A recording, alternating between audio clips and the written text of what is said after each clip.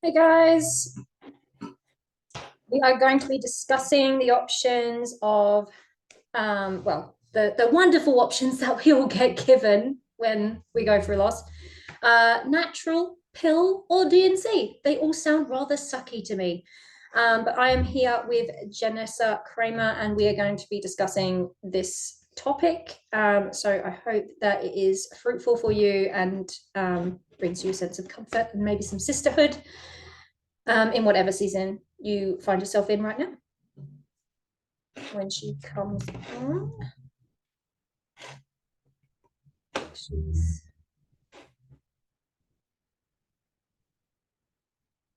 she's there, but she's getting her computer working or mic working.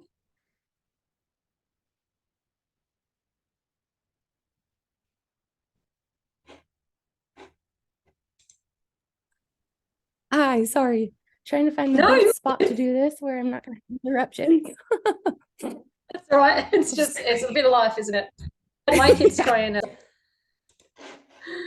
You can't always win. It's fine. It's fine. You don't have. No, like I tried to get my bed made so it looked nice, but it's just not going to happen this morning.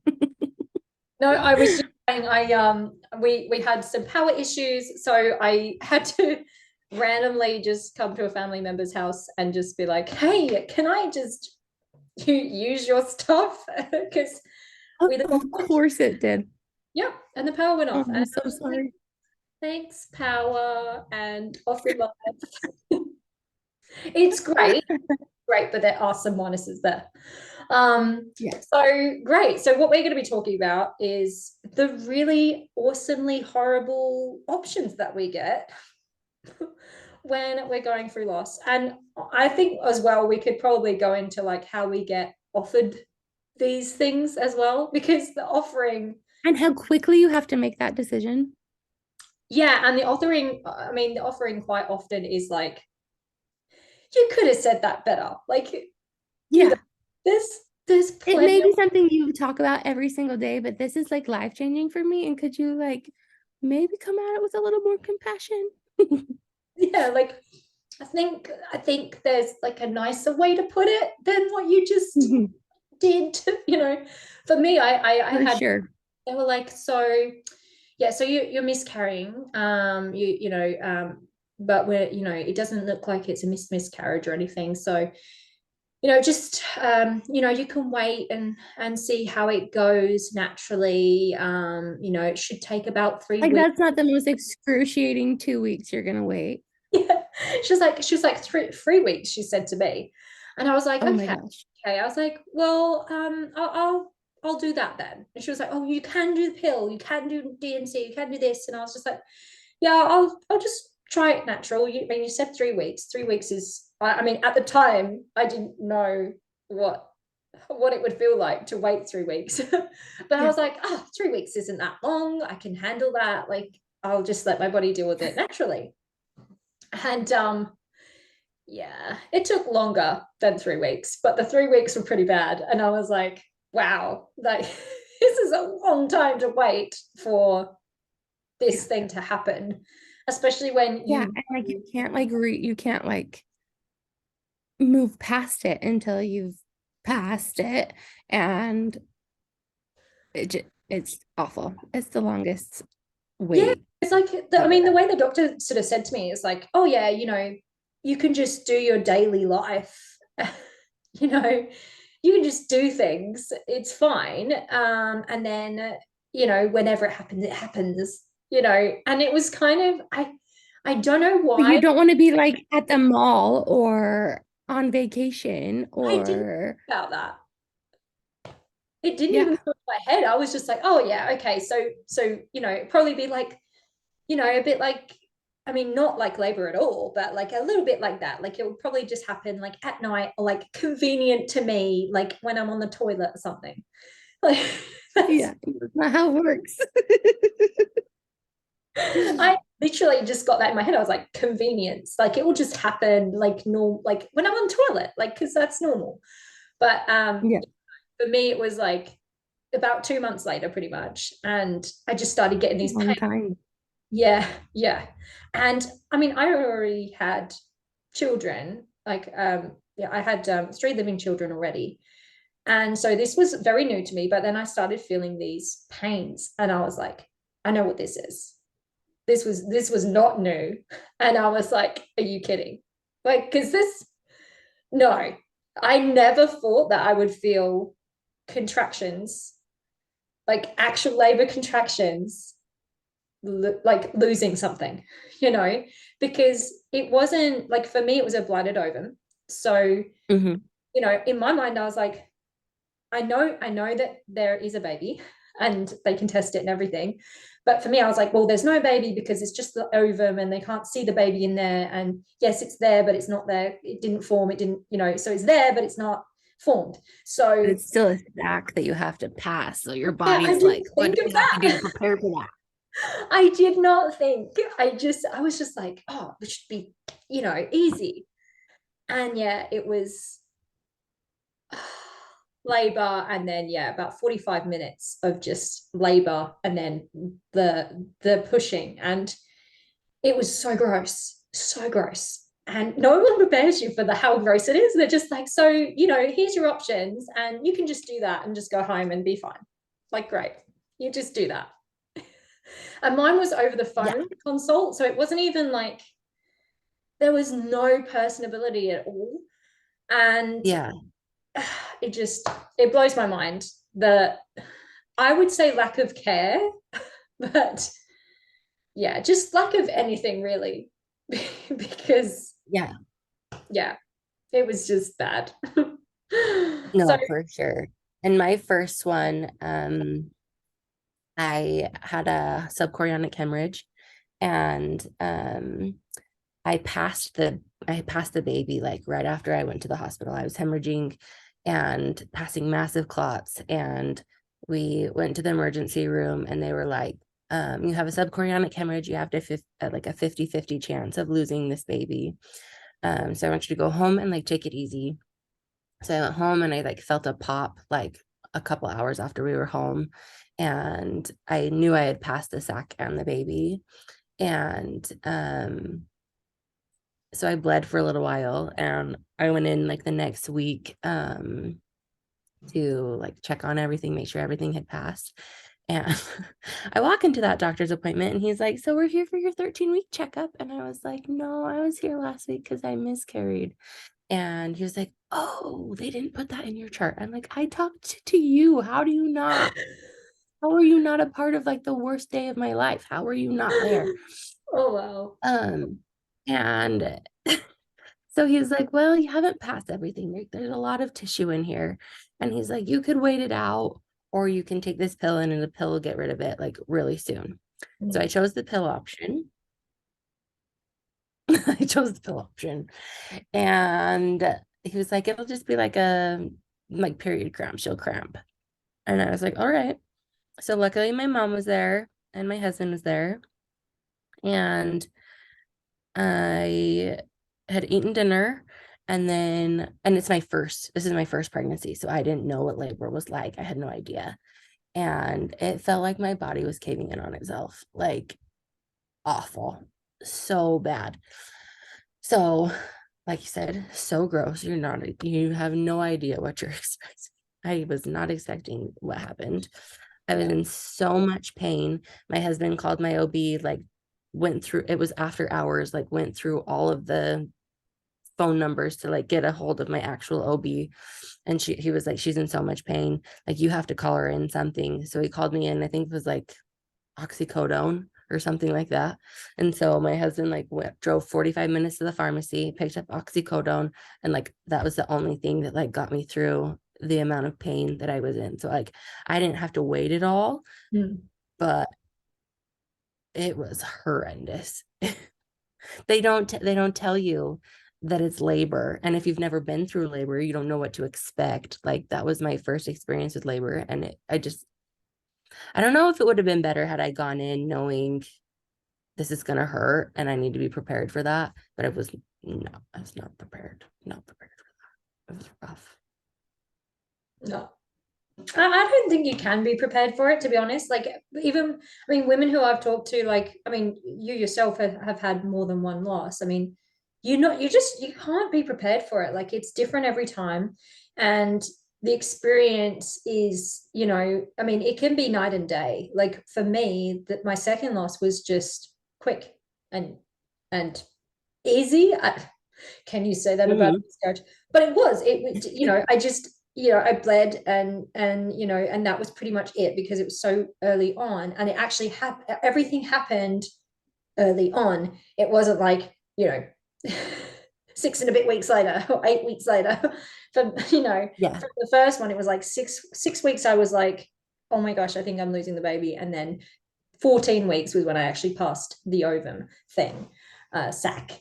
But yeah, with this, my second one, it was just like, oh, I'm pregnant. Oh, I'm not, within a week. So it was so different. How were yours, different? Like, in terms of like how the doctor treated you and how you kind of worked through them, and like, did you feel any averse to like certain choices? Like, did you not want to do the pill ever again? Yeah, I never did the pill ever again. That was my first loss. I've had 6 losses and I never did the pill ever again. But granted, 4 of my losses, the pill, I didn't qualify for the pill. Oh, So at my next loss was a blighted ovum. It was 7 weeks. I waited for that one, and honestly, I don't remember much about that one. I think that one, um, I found out I had a blighted ovum when I had started spotting, and so I think I was already like in the process of passing.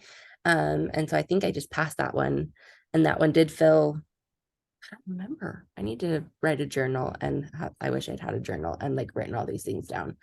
Um, well, that's some good and insight. So if anyone's going through anything right now, like write it write down. it down. It's And not like something you want to remember right now, but no, like you might want to later. know what happened later. Yeah, And you for can sure. always like close it up and put it somewhere where you don't have to look at it ever again if you really don't want to touch it. But like it will be there if you want to. You want that information for sure. Mm. Um, and then my next loss, I was 20 weeks and I went into labor. And it was traumatic, but it was traumatic because I had no idea.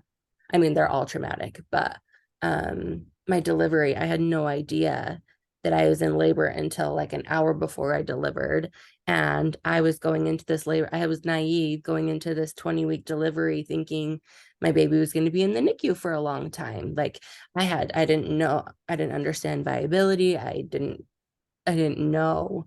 Um, and so I'm going into this like 30 minutes, I'm in labor and I'm like, okay, preparing myself, telling my mom, like, we're going to have a NICU stay. Like, it's going to be this whole big thing. And then I get into the hospital. I delivered my baby the second I got into my room. Like, it was just this mass chaos. The nurses didn't believe me that I was in labor when I told her when my due date was. And then I stood up out of the wheelchair and all of the rest of my water just like gushed. And then they were like screaming, like, we need help in here. Like, it was just this mass chaos, just awful. It was just awful. Um, and then I went in for my next loss. I was 16 weeks and they gave me the options of I can be induced or I can have a D&E. It's a D&C, I think, is before 12 weeks, but after 12 weeks, the baby's bigger. And so it requires a like more invasive, Mm. it's not like they have to like open your cervix further, if that makes sense. So it's called a dilation and evacuation. And so my last 3 losses were dilation and evacuations. But I went into that 16-week loss and she gave me the choice that you can either be induced or you can have a D&E. And I didn't want to have another labor and delivery like my last loss. Like I didn't want to do that. Mm. Um, and she was like, and if you do get induced at this stage, like the placenta is so still attached that you might still have to go in and have a D&C to clear everything out. And I was like, I don't want to do a labor and delivery and then have a surgery. Like, I don't want to do that. I was like, I want to walk in and I want to walk out. Like, I just want to,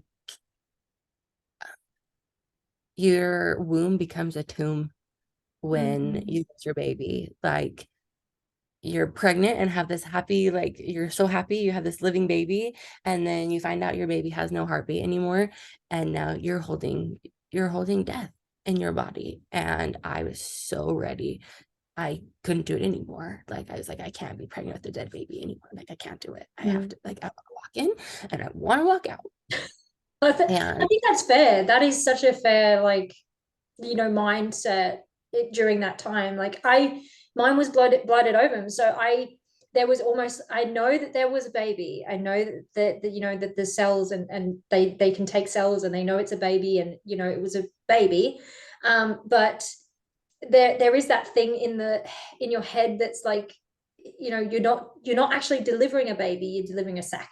And yeah, there's so much in it that's like, well, it didn't develop, so it's not like it did die kind of like in you, but it doesn't feel as much as that, you know what I mean? Like, it's really weird to say, but from all no, the, for sure. Cause I've had the blighted yeah, ovum too. And it feels different to it me. really Um, does. when Yeah. I've like watched a baby like bounce around in an ultrasound and have a heartbeat. And then the next time I go in and this baby is still and there's no heartbeat, like it's, and then you have to carry that baby for another 10 days until your surgery. Like it is another level of hell. So different. Yeah. I don't wish upon like anybody. Like it is.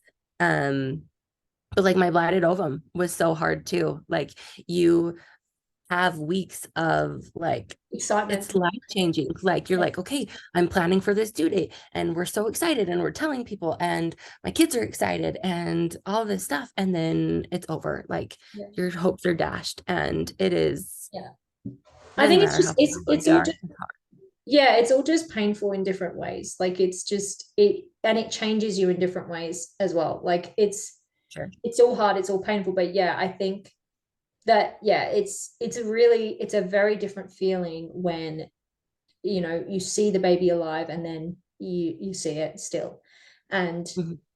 yeah, from everyone I've spoken to, I don't know what choice I would make. Like, I feel like I'd be very much in your mentality of like, well, I'm not delivering.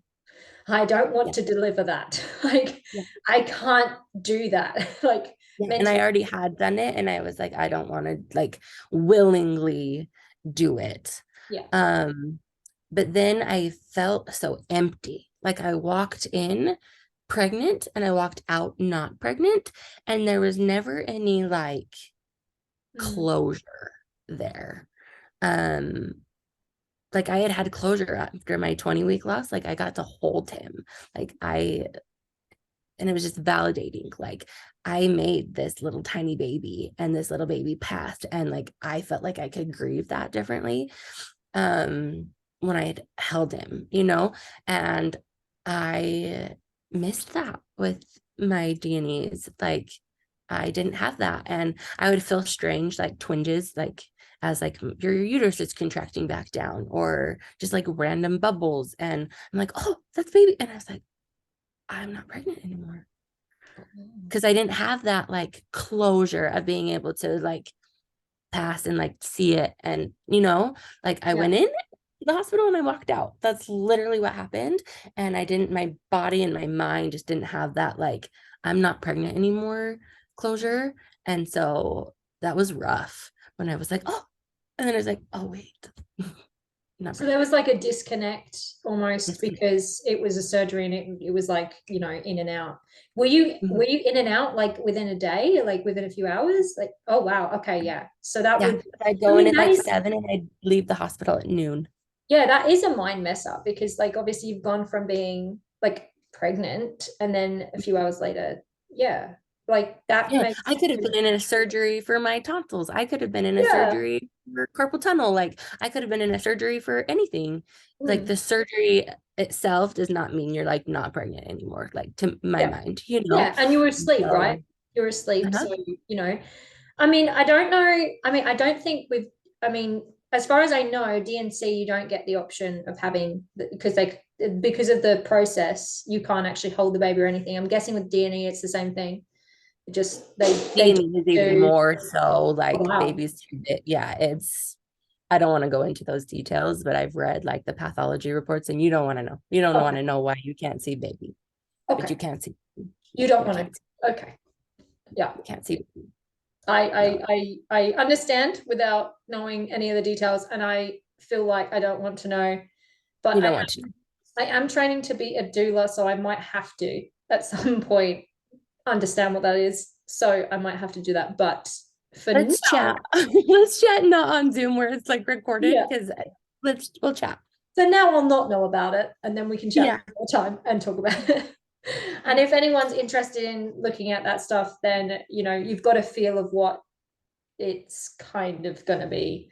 So Yeah. I can And if understand somebody wants to know, I'm happy to answer those questions. I just don't want to be like, here's that. here's it all. Let's bear it all, Yeah, no. I just too much for me. Yeah, no, I think, I think this event is just kind of like, it's that just showing that sisterhood and that camaraderie. Like, we can get into the nitty gritty, but I think that's probably maybe a bit deep for today. Yeah. And we probably need a lot longer than 45 minutes or like 50 minutes. So Yeah, for sure. yeah. But yeah, feel free to message me. I am an open book. Um, but yeah, I feel like there's a time and a place for that Probably not. discussion, if that makes sense. How But yeah, how long did you like have that disconnect? Because I'm guessing it wasn't like a quick thing. It's, it's not quick. yeah. Mm-mm. Um, I don't know. I'd say a couple of weeks. Hmm. Yeah. Yeah. And until like my periods, until my next cycle started. When my next cycle started, that to me was like, okay, I can't have a cycle while pregnant, so I'm not pregnant anymore.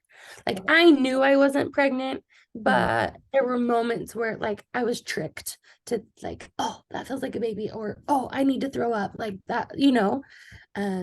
So yeah, when my cycle started, that was kind of like the okay, we're really done. This is really it. Like, so those first cycles back after my DNCs are Yeah. emotionally tough. Yeah. Yeah. Well, it's good Because I to haven't know had that, that. Yeah. haven't had that It's good closure. to, yeah, it's good to know that. It's like if anyone is, in loss now, and you haven't made the decision yet, or you haven't gotten to that point yet, like, this could be something that affects you, and it might feel weird. You might have that disconnect, and hopefully this has armed you with something so that, when if you do feel this disconnect, you can kind of be like, okay, this is You're normal, it's prepared for it. okay. It's normal. Yeah, because I mean, it must have felt kind of weird, like going through that. Because I know I definitely felt weird until I did not feel closure until I actually had my next period, because it didn't feel like it was over. Like, Yeah. and sure enough, it actually wasn't, because I did get an ultrasound, and they said there was still some remnants left over, and they said, in my next period it would be gone. And so yeah, so it really was like the my first period after, I was like, okay, I'm done. Like it's over. Like it's finally over. So I think it's quite similar for a lot of women. Like it doesn't feel over, but I knew, obviously, because I delivered the egg over the thing, Mm-hmm. that it was over. But during that time, I was like, maybe they got it wrong. Maybe they missed it. Maybe they didn't see it. Maybe. So I just had this constant, during the Oh, time. Yeah, like the whole time I was, and it was very obvious. Like I kept, they check, after a few weeks. It was like 7 weeks, and I think 8 weeks they checked, and it was very obvious. Like there was no more growth that, like in the baby. Like it was just the sac kind of growing, and it was just very plain in your face, But still, my brain was like, they could have got it wrong. Like it could still be growing in there. It could still yeah. be happening. Like I was so depressed. And my family around me like knew that, no, this is over. It's, the baby's gone. Like it's not developing. But for me, I was just like caught in this weird thing in my head of, maybe it's okay. Maybe it's going to be fine. Maybe it's Well, and they tell you like when you go in, especially with the blighted ovum, like maybe you just have your dates wrong. Maybe because the sac does grow first. That's the first thing you see. So like maybe your dates are wrong, and next week there will be a little tiny baby. Like they don't explain to you. And even with my 16-week the loss, like they were like, come back in. It was a Thursday. They were like, come back in on Monday, and we'll just double check. Yeah. So I'm like, okay, well, there's a chance that baby's heart could be beating again, and it's rough. Baby's heart's not beating. Like, let's not like give me false hope and make me go several days thinking it could be fine when it's like not fine. Yeah. No, Yeah. exactly. And I think it's one of those things where you just it's not like cut and dry. Like it's not, there's no rule book or book that you could read that like tells you this is what's going to happen, because every woman is so different and we all experience it differently. Like, and one of the things, like what you were saying about the placement, like the baby and like not having that closure kind of thing, I there's a lot of like psychology behind that now, in terms of, you know, you had a placement of that baby inside of you, but then you didn't have a placement anywhere If that baby's else. healthy. Yeah. So, you know, Interesting. yeah, I really enjoyed actually the it was like a podcast, and it was Andrew Huberman, and he's amazing. But he was talking about grief, and he was talking about it in terms of like grief where someone who's been living for ages dies, not like pregnancy loss and loss of babies. But my husband and I had this really great chat, and we did kind of discuss how, you know, you have the baby's placement inside of you, and that's in your subconscious and your conscious mind, right? So you know the baby's in there. Yeah. But then when you had your DNA, I didn't have a moment of that baby's not in there anymore. exactly. So because you didn't have that moment of that understanding of it's not there anymore, maybe that's why you had that disconnect, because your mind, your subconscious is still like, no, there's a baby in there. Yeah. Whereas Yeah. your conscious mind's like, I had a DNA, like it's, it's done. I didn't have the evidence of Mm. it. And my period ended up being the evidence for Yeah. my, so yeah, that's Yes. fascinating. Yeah. I thought it was It really, makes me feel like I was normal. Like that's normal that that happened to me. yeah, no, it's so like, I think, the more research that they do into the human mind and, how we go through grief and everything, I feel like the better, I mean, the better we understand grief, but also the more validation we feel like when we're going through it, and we can understand ourselves more, because just knowing that, Yeah. it's validating and helpful to know that, yeah, it makes sense, that you felt that way, because yeah, you didn't have that second placement, you didn't have Mhm. that, and like you said with the 20-week I loss, had that placement. yeah, you looked at him and you held him and you were like, you said your goodbye, and there And the is, nurses were like compassionate and sweet oh, and gentle. And in DNCs, I don't know that they always know what you're in there for. And they're just not.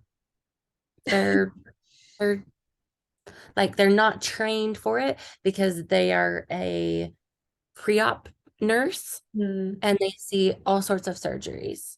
yeah, And they're just not gentle with wording. They're not gentle with the forms you have to sign because we've buried all of our babies. Well, our last four, we've buried them, and you have to sign paperwork for mortuaries and for getting them transferred and for funerals and all this stuff. And they're just like handing you this paperwork, like, what do you want? What do you want to do at the end? I'm like, this is my baby. This is like, I'm creating this like sacred place at the cemetery with like a beautiful headstone that we can go visit. Like it's sacred to my family. And you're just like, meh, what do you want to do with that? Let's, so it's hard. It's yeah. hard. I think, I mean, it's a lack of education in terms of the medical field, and like them understanding, what this journey is. Because if they maybe even did like, I don't know, a seminar, I don't know, like an hour seminar, it would still be better than Read like a little pamphlet that's like, this person is going through something really hard. yeah. Please be gentle. Yeah, and they just get that pamphlet like conveniently every time. That would be nice. Like just as a reminder. If I ever do it again, I'm going to make a pamphlet and be like, please read this before you can help me. And if you don't agree to these terms, find another nurse. Yeah. That's such a great idea. Let's Yeah. make that Well, like, pamphlet. Okay. yeah, let's do it. Well, I have a friend who she was pregnant with twins, and her 20-week ultrasound, she found out that one of the twins had passed. And there's something, I don't know if it's like a foundation or something, but when that happens, there's a little butterfly, and they put that butterfly like, oh, like when they go to deliver the full-term baby, they put a butterfly on the room number. And so that every nurse, everybody coming in understands that this is a sensitive situation. Like you're walking in to, they just had a live birth, but they also birthed the twin that's not living anymore. Um, and there's like a thing for it. So why is there not something on my pre-op curtain or my pre-op thing that says, let's be gentler? Yeah, She's actually, going through something hard. I think I think it was Jill. But one of the ladies I spoke to, she said that they have teardrops Oh, at her hospital that she went to. They have little teardrops that they put on the door. So if there's a loss in this is that a room, sad situation. yeah, you not like the nurse will know going in there to be gentle.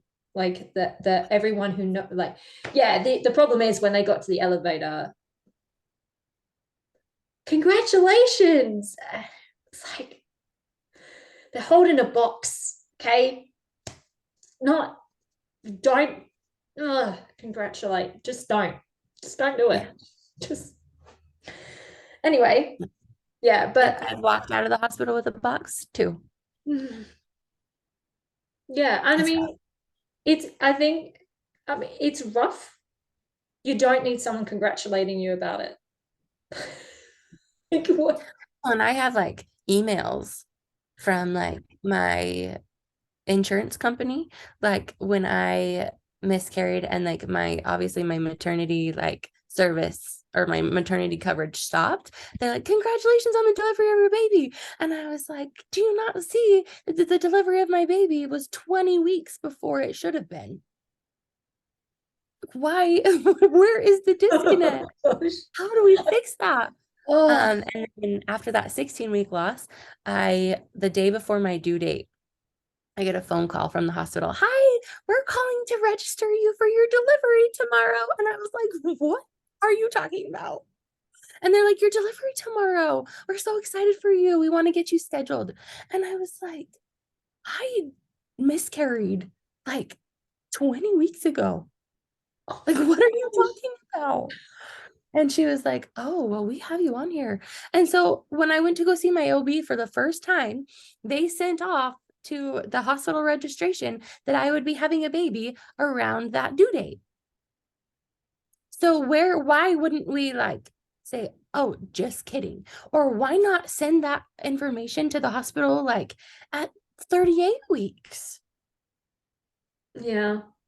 I should not have to be explaining on like a hard day already that, it just, there's so much Oh, disconnect. Every hospital is different. Every doctor's office is different. How they handle it, what they've been trained on. yeah. Had losses in 4 different states and all of them with different doctors, and everything's different. There is no regulation. At least Maybe in the that's United what we States, there's need. no regulation. Maybe that's what we need to like What I vouch want to do. for. It's like Yeah. the main purpose of my Instagram account.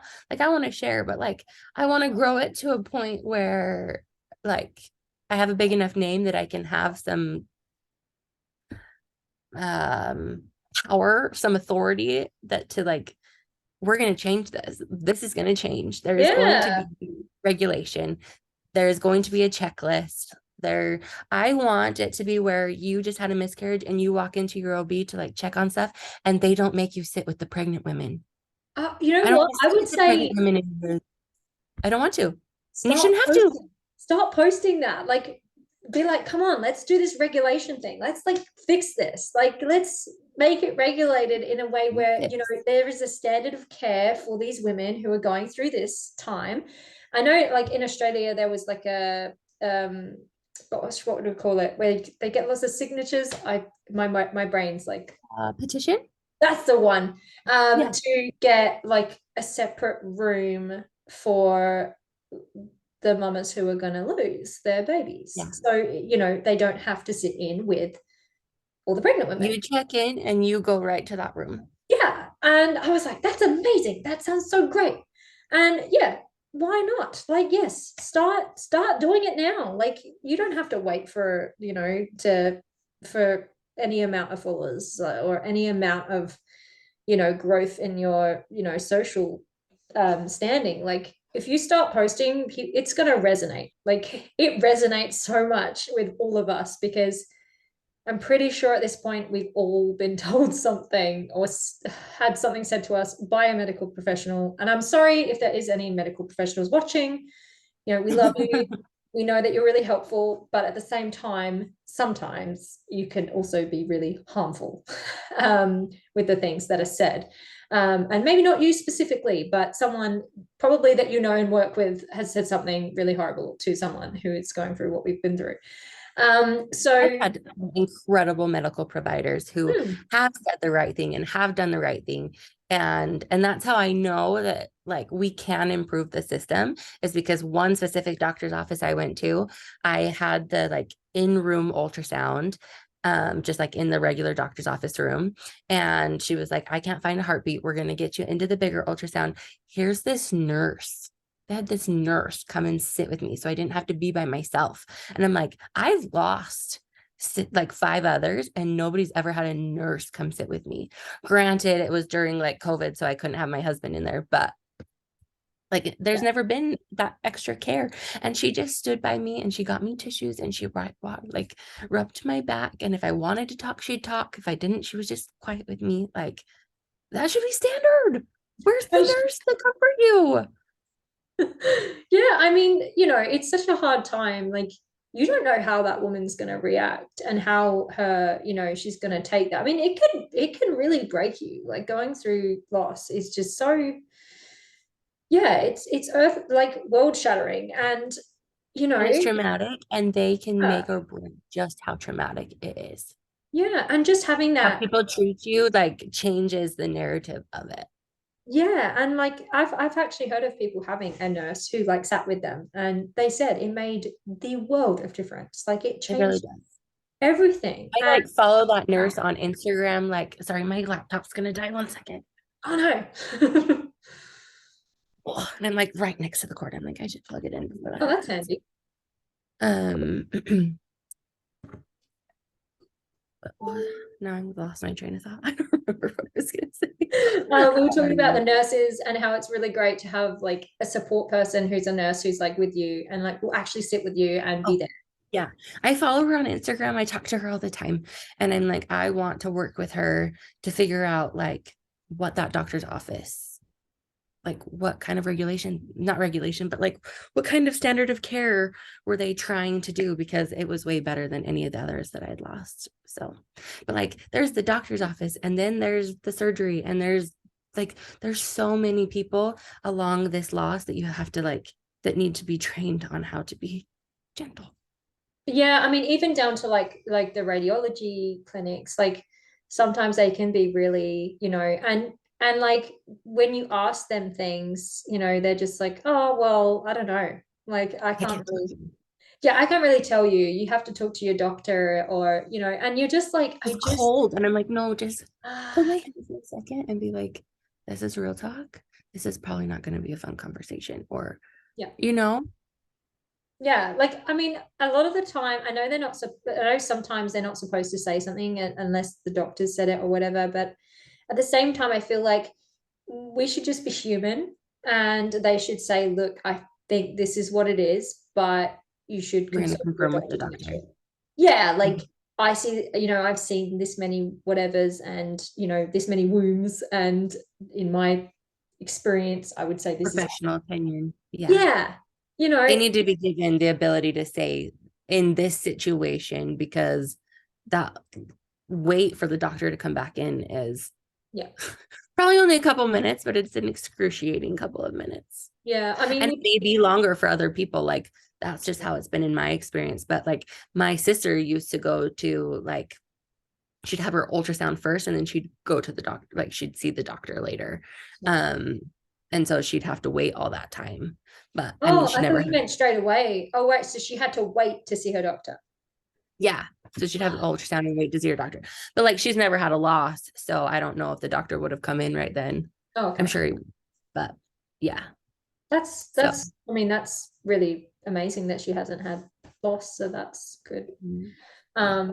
But yeah, I mean, in Australia, they kind of do tell you, like the radiology clinic does tell you. I know that in America, it's not like that at all. That's why I Yeah. said what I said. But in Australia, like when I went for my radiology appointments, like, where they were doing the ultrasound, and then they're like, okay, so this is what's happening, and but they'll be really quiet for like ages, and they'll really look in there first, and like you're freaking out, and you're like, I feel like they need like a little bit of small talk or something, or like, I don't know, maybe they're trying to concentrate. I mean, it does look really weird on the screen, and I know it takes a lot of, thought, if you're someone like us who, doesn't really know what they're looking at when they're looking at an ultrasound, Yeah. then, but I don't know, I feel like they could say a bit more than they say, Sure. like in the beginning bit when they're like doing the thing, and then, not leave you hanging for like however long it takes them to do the ultrasoundy bit. Yeah, mind you, when he did tell me, I totally blanked. So when I got in the car and my mom said what happened, I was just like, I don't know, he said blood in ovum or something, and I don't know what it means. I think he No, explained it. for sure. You are in a state of shock and Yeah, they want to like talk to you about all your options right then and there. And you're like, whatever you say, I don't care. Whatever, like, I don't know what's happening. It's like well, they need to like tell you, give you some time to process and then give it to you. Cause like giving it to you all in that moment is just overwhelming and you're in yeah, shock and you need some time to process. I didn't get it like that. See, in Australia, what they did was, so I got the diagnosis, then I went home, and then like a day or several days later, I got a call from my doctor.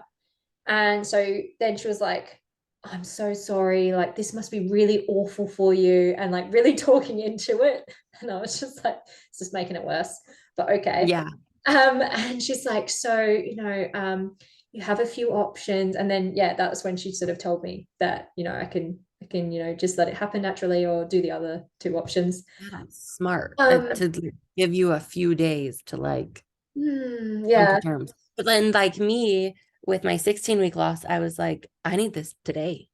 Like, I need to make this decision today. I need this done today. So, yeah. like, I guess every woman's different, every situation's different. Well, hang on. With your 16 week, it was, you'd had losses already, right? So Yeah, it wasn't like your first. I think there needs that's to be true. different care for the first. When it's your first, yeah, for Yeah, like sure. if I think as well they need to listen to the woman and her intuition. Like if she's like, no, this is another loss, they need to freaking listen to that, because I've heard so many women who are just like, I went in there, I told them it was a loss, and they just didn't listen to me. And so I just had to keep going in there every week for like 3 weeks until it was pretty clear that I was right and it's not Yeah. happening. Mhm. And like you said, you were like, no, I'm pretty sure I'm in labor. And they were like, no, no, no. And then your water breaks. Yeah.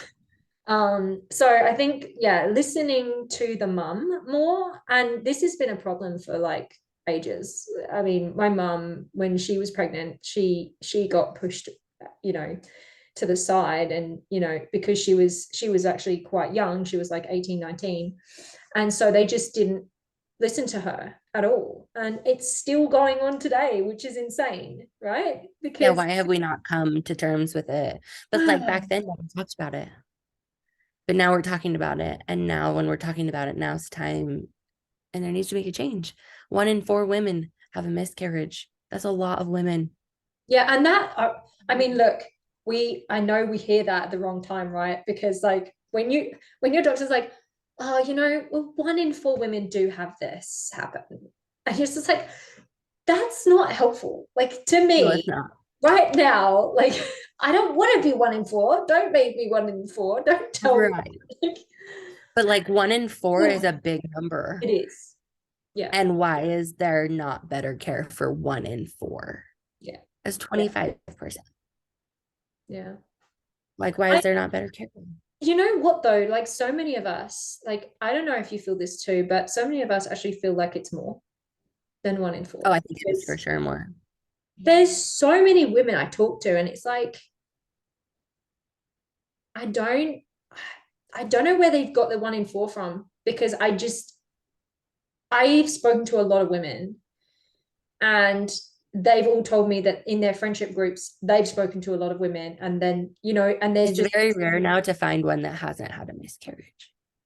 yeah. So I'm just like, I mean, as I think they say it's 1 in 4 pregnancies, but then it's like, is it, or is it like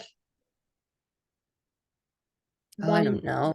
I one think of that is 4 pregnancies. yeah, or is it But like if each woman has 4 pregnancies, yeah, then that's one, like statistically, that's one loss per woman.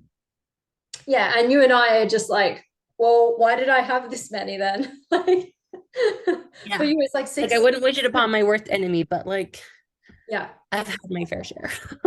Yeah, and like I mean, I've spoken to.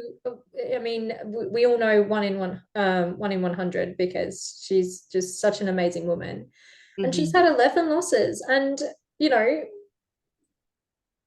where's her like 4 Yeah. for Where's each her other one? 3? This Yeah, where is are her other 3 for each of those?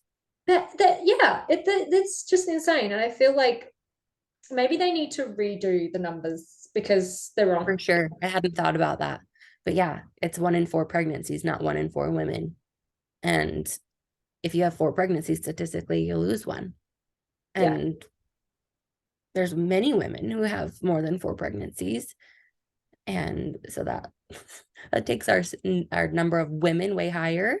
yeah. And I was thinking 25% of women there should be better care, but it's more than that. So why do we still not have better regulated care for it? Exactly. I mean, when I heard 1 in 4, I was like, oh my gosh, I'm actually the statistic. Like, because it was before I'd had my second loss, and Mm-hmm. I have 3 kids, and then I lost one. And I was like, Oh, you are that statistic. Yeah. well, at least I fit the statistic, I guess. And then I had my second loss, and I was like, right, now I can't even have that. It was like, it was messed up, but I got kind of mad, because I was like, well, before I fit into something, that's Yeah. specific or whatever. Yeah. And now I don't fit into it. So that's just not fair. And Yeah. I'm the opposite. uh, I've had 3 losses for each of my live births. yeah, but it's supposed to be the other way around. So I know. I would prefer that. it's like, so where are the other ones? I It's know. just such a mind thing, and because of the stupid rhetoric and like the language, it's just not helpful. So Yeah. oh, hello. Say hi. Hi. Thank Hi. you for showing Well, up for me. I'm going to let you go, because we have a 10-minute break from the next Okay. one. But Okay. thank you so much for joining us and Yeah, talking of about course. our 3 really crappy options. And hey, little man, and letting us meet your little man. But yeah, thank you so much. Yeah, of course. Thank you, Ella. All right, bye. Bye.